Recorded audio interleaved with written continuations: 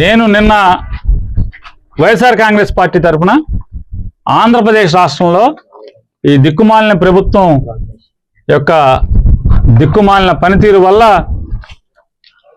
Petrol diesel కష్టాలు ప్రజలు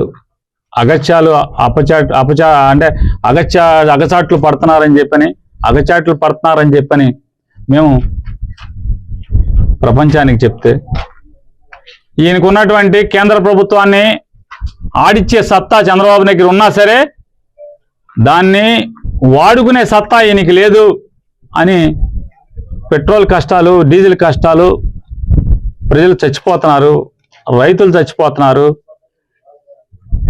రేషన్కి కానీ కాయగూరలకు కానీ నిత్యావసర సరుకులకు కానీ అది ఇదేం లేదు, ప్రజలకు కావాల్సిన అన్నీ ఆగిపోతున్నాయి, రవాణా అవ్వట్లేదు, బ్రతుకులు ఇబ్బంది పడుతున్నాయి, భోజనాలకు ఇబ్బంది అవుతుంది అని చెప్పని నేను మాట్లాడితే తెలుగుదేశం వాళ్ళు మాట్లాడుతున్నారు ఏమని,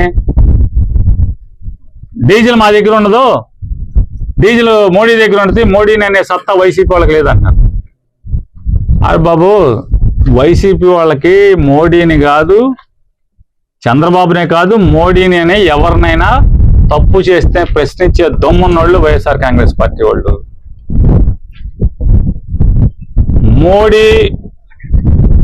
మోడీ నటన వల్ల, మోడీ నాటకీయ ప్రభుత్వం నడపటం వల్ల, అసలు కంటే యాక్షన్ ఎక్కువ అవటం వల్ల, జరిగేది ఒకటి చెప్పేది ఒకటి వల్ల ఈ దేశం నష్టపోతుంటే రాహుల్ గాంధీ చేతకాంతాలలో, కాంగ్రెస్ పార్టీ నాయకత్వ చేతకాంతాలం వల్ల, రాహుల్ గాంధీ చేతకాంతాలం వల్ల కూడా ఈ దేశం నష్టపోతుందని మేము దమ్ముగా మాట్లాడతాం, నిక్కచ్చిగా మాట్లాడతాం. మోడీ డ్రామాలు తప్పితే వాస్తవాలు తక్కువ, డ్రామాలు ఎక్కువ అని నేను మాట్లాడుతున్నాను. ప్రజలకి జరిగేది పావలా అయితే చెప్పేది మోడీ గారు చెప్పేది రూపాయి పావలా అని చెప్తున్నాము. మీకు చెప్పే దమ్ముందా ఎప్పుడన్నా అని అడుగుతున్నా. నేను చెప్తున్నా, వైఎస్ఆర్ కాంగ్రెస్ పార్టీ వాడిని నేను చెప్తున్నా. మీకెందుకు విలువ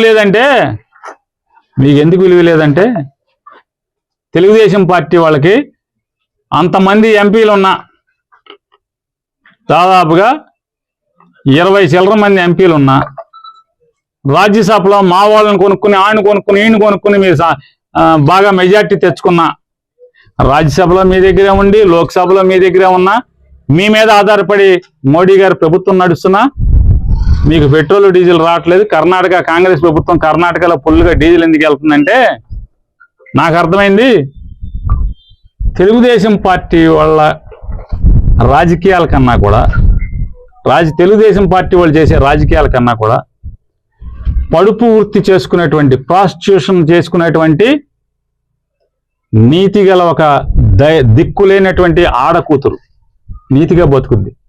ఆ రోజు ఎవరిని చేసుకుంటే ఆడితోనే నిజాయితీగా బతుకుతుంది, నిక్కచ్చిగా బతుకుతుంది. ఆ నీతి కూడా తెలుగుదేశం పార్టీ వాళ్ళకి లేదు కదా. మహిళా బిల్లుకు చూసాం మనం. ఢిల్లీ వెళ్ళారు స్పీకర్తో, అమిత్ షాతో అందరూ ఫోటోలు దిగుతారు, ఎమ్మెల్యేలు మంత్రులు అందరూ కలిసి. సాయంత్రం రాహుల్ గాంధీ ఏజెంట్ అయినటువంటి రేవంత్ రెడ్డితో దిగుతారు. రేవంత్ రెడ్డి వాళ్ళేమో మహిళా బిల్లు వద్దన్నాడు, అమిత్ షానేమో మహిళా బిల్లు కావాలి, ఇప్పుడు ఓటేయండి అన్నాడు. మరి వీళ్ళ రాజకీయం ఏంటిది? నేను చెప్పిన మాట ఏమన్నా తప్ప? ఎవరికైనా కోపం వస్తుందా చెప్పండి. ఆవిడే నిక్కచ్చిగా ఉంటుంది కదా, ఆడకూతురే నిక్కచ్చిగా ఉంటుంది కదా. ఒకరోజు వెళ్ళిన ఆవిడ ఇది చూడండి, మధ్యాహ్నం ఏమో అమిత్ షాతో ఫోటోలు దిగుతారు, స్పీకర్తో ఫోటోలు, లోక్సభ స్పీకర్తో ఫోటోలు దిగుతారు. ఇదే తెలుగుదేశం నాయకురాళ్ళు సాయంత్రం ఏమో రేవంత్ రెడ్డితో ఉంటారు. ఏంటి దీని అర్థం ఏంటి? ఇట్లాంటి తప్పుడు రాజకీయం చేయటం వల్లే, తప్పుడు విధానాల వల్ల, తప్పుడు బుద్ధుల వల్లే ఈ రాష్ట్రం కూడా నష్టపోతుంది. ఇవాళ మాకేం సంబంధం అంటున్నారు, మోడీకి సంబంధం అంటున్నారు. మరి డబుల్ ఇంజిన్ కాదా ఇది? సింగిల్ ఇంజిన్ సర్కారా? డబుల్ ఇంజిన్ సర్కార్ అంటున్నారు కదా, పైన మేమే కింద మేమే అంటున్నారు కదా. అదే కాదా అయితే? అంటే పైన మీరు కింద మీరు కాదా, లేదా పైన మీది కాదు కింద మీద ఏంటి అది? కాబట్టి ఈ బోల్తా మాటలు, పిల్లి మొగ్గలు ఇవన్నీ మానేసి ప్రజలు కష్టాల్లో ఉన్నారు. సిగ్గు లేకుండా ఈ రాష్ట్ర మంత్రులు ఆఖరికి ఐఏఎస్ అధికారులతో కూడా తప్పుడు మాటలు మాట్లాడిస్తున్నారు. అన్ని పెట్రోల్ బంకుల్లో ఆయిల్ ఉంది, అన్ని డీజిల్ బంకుల్లో ఆయిల్ ఉంది, అసలు కొరత లేదు, సిగ్గు శరం లేదు. ముందు ఆయిల్ కొరత సంగతి దేవుడు ఎరుగు. ఈ రాష్ట్రంలో, ఆంధ్రప్రదేశ్ రాష్ట్రంలో ఆయిల్ కొరత సంగతి దేవుడు ఎరుగు. పాలకులకి సిగ్గు శరం లేదనేది అర్థమవుతుంది. డీజిల్ కొరత లేదని చెప్తారా? సిగ్గు లేదు అసలు మీకు? దేవుడు సిగ్గట్లేదు అసలు మీ మోకానికని? మా కృష్ణా జిల్లా జాయింట్ కలెక్టర్ గారు నిన్న మనం స్టేట్మెంట్ చూసా, మా బంకుల్లో 175 బంకుల్లో ఆయిల్ కొరత లేదని. అయ్యా జాయింట్ కలెక్టర్ గారు, మీ నాయకత్వంలో దాని లెక్కలు, జమా లెక్కలు, మీరు చూస్తున్నటువంటి రెవెన్యూ బంకులో ఎస్పీ గారి బంగ్లా పక్కన జాయింట్ కలెక్టర్ గారి బంగ్లా వెనకాల బంకులో ఎంత క్యూ ఉందో సీసీ కెమెరాలు చూసుకోండి ఒకసారి. ఫోన్లో చూసుకోవచ్చుగా, సీసీ కెమెరా మీది, బంకు మీదేగా. ఎస్పీ గారు బంకు నడుపుతున్నారు, ఆ బంకులో లైన్ చూడండి ఒకసారి. లక్ష్మీడాగి అంబేద్కర్ సెంటర్లో అంబేద్కర్ గారు సాక్షిగా ఎస్పీ గారు బంకు నడుపుతున్నారు. ఎస్పీ గారు బంకు నడుపుతుంటే ఆ బంకు లైన్ ఎంత ఉందో చూడండి ఒకసారి. మరి ఏంటిది ఇది? బంకుల్లో ఆయిల్ ఉంటే మన లైన్లు ఎందుకు ఉన్నాయి అంటే, మీ బంకుల్లో కూడా, కలెక్టర్ గారి బంకులో, ఎస్పీ గారి బంకులో కూడా బ్లాక్ అమ్ముతున్నారా? మరి లైన్ ఎందుకు ఉంటుంది ఆయిల్ ఉంటే? సమానం చెప్పేవాడు ఎవడన్నా ఉన్నాడా? కాబట్టి ఐఏఎస్ అధికారులకు కూడా మీరు, ఈ తప్పుడు రాజకీయ నాయకులు, ఇలాంటి సిగ్గు శరం లేనటువంటి కూటమి పాలకుల మాటిని వాళ్ళు ఏది చెప్పమంటే ఆ స్టేట్మెంట్ ఇస్తే ఐఏఎస్కి విలువ తగ్గిపోతుంది, ఐపీఎస్కి విలువ తగ్గిపోతుంది అనేది ఒకసారి మనసులో పెట్టుకోమని చెప్పాను. ఒకవేళ ఇదే మాటలు, మీరు మాట్లాడిన మాటలు, నా మాటలు మీ ఇంట్లో మీ కుటుంబ సభ్యులు, తల్లిదండ్రులు చూస్తే వాళ్ళంతా ఎందుకు మా అబ్బాయి ఇట్లా చెప్తున్నాడు, ఆయిల్ కోసం రాష్ట్రం అంతా అల్లాడిపోతుంది కదా, ఎందుకు మా బిడ్డ ఇట్లా చెప్తున్నాడు, మా అన్నయ్య ఇట్లా చెప్తున్నాడు అని వాళ్ళు ఫీల్ అవరా? అంటే వాస్తవాలకి దగ్గరగా ఉన్న విషయాలు మాత్రమే అధికారులు మాట్లాడండి. ఎవడో చెప్పాడని చెప్పిన తప్పుడు మాటలు, రాంగ్ స్టేట్మెంట్స్, అసత్యాలని దయచేసి మాట్లాడబాకండి అని చెప్పనేది వారికి విజ్ఞప్తి చేస్తూ, ఆంధ్రప్రదేశ్ రాష్ట్ర పాలకులారా, బంకుల్లో ఆయిల్ లేక అల్లాడుతున్నారు రొయ్యల రైతులు. మీరేమో కరెంట్ ఎవరు, కరెంట్ పవర్ కట్ అంటారు, బయట నుంచి కొనరు. మాకు ఒక సర్కస్ మంత్రి ఉన్నాడు, ఆ మంత్రి మాట్లాడతాడు. ఒక విలేకరు అడిగాడు, అమాయకులైన పాపం లేత విలేకరు, ఏమని అడిగాడు? సార్ పవర్ కట్లు ఉన్నాయి సార్, రొయ్యల రైతులు అల్లాడుతున్నారు సార్, జనం చచ్చిపోతున్నారు సార్, వేసవకాలం సార్, సముద్రం పక్క ఊళ్ళు సార్, చెమటలంతా బంక సార్, ఊళ్ళంతా చచ్చిపోతున్నారు సార్, కూలిపోయిన వాళ్ళు చచ్చిపోతున్నారు సార్ అంటే అతను అంటాడు, నో, ప్రస్తుతం గాలి వీయటం బాగా తగ్గింది, గాలి వీయటం అంటే తగ్గిందంట. ఆ గాలి వీయటం తగ్గటం వల్ల ఆ చక్రం ఏది ఫ్యాన్ తిరగడం తగ్గిందంట. ఆ ఫ్యాన్ తిరగడం తగ్గడం వల్ల కరెంట్ ఉత్పత్తి తగ్గి కరెంట్ ఇవ్వలేకపోయింది. విండ్ పవర్ అంటే ఏంటండి? గాలి కాక ఏంటి? విండ్ అంటే ఏంటి? మీకు ఇంగ్లీష్లోనే అర్థం అవుద్దా మీ ఛానల్కి? విండ్ పవర్ అంటే అదే. విండ్ పవర్ ఎందుకు తగ్గుతుంది? గాలి 4 మీటర్లు per second, 4 metre per second wind pressure ఉన్నంతసేపు పవర్ జనరేట్ అవుతుంది. అప్ టు 12 to 13, 12 నుంచి 13 మీటర్ల పర్ సెకండ్ స్పీడ్తో గాలి వీచినది. ఆ రెక్క తిరిగి ఒక సైక్లోన్ అప్పుడు మాత్రమే 13 దాటుతుంది. సైక్లోన్ అప్పుడు 13 లోపే ఉంటుంది.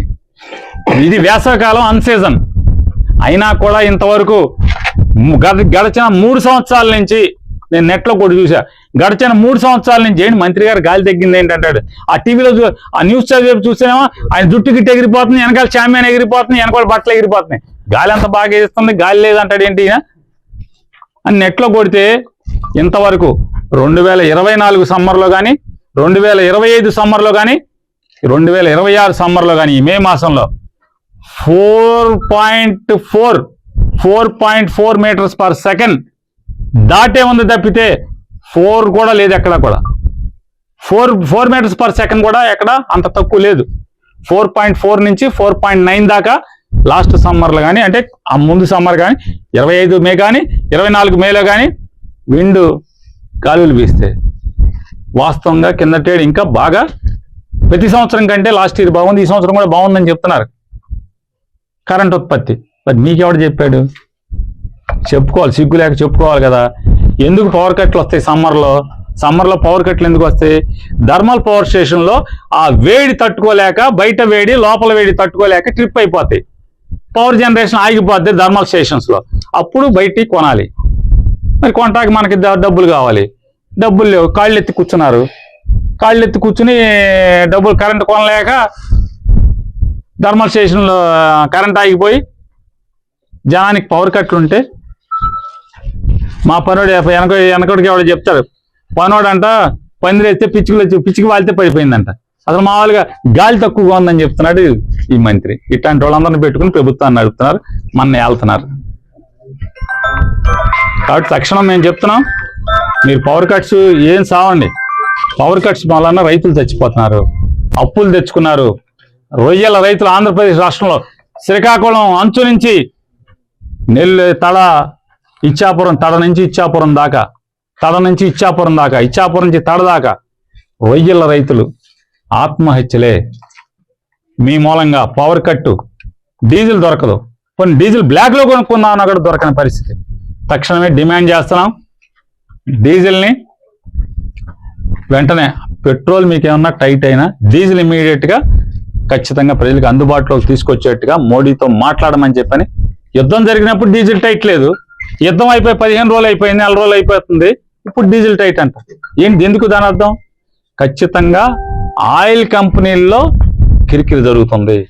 ఆయిల్ కంపెనీలు అడ్డం పెట్టుకుని వ్యాపారస్తులు రేట్లు పెంచి, అంటే రేపు ఎలక్షన్స్ అవ్వగానే ఒక బయట రూమర్ ఒకటి వినపడుతుంది, రేపు తమిళనాడు ఎలక్షన్ తమిళనాడు అయిపోయింది, బెంగాల్ ఎలక్షన్ 2వ విడత అయిపోగానే డీజిల్ రేట్లు పెంచుతారంట.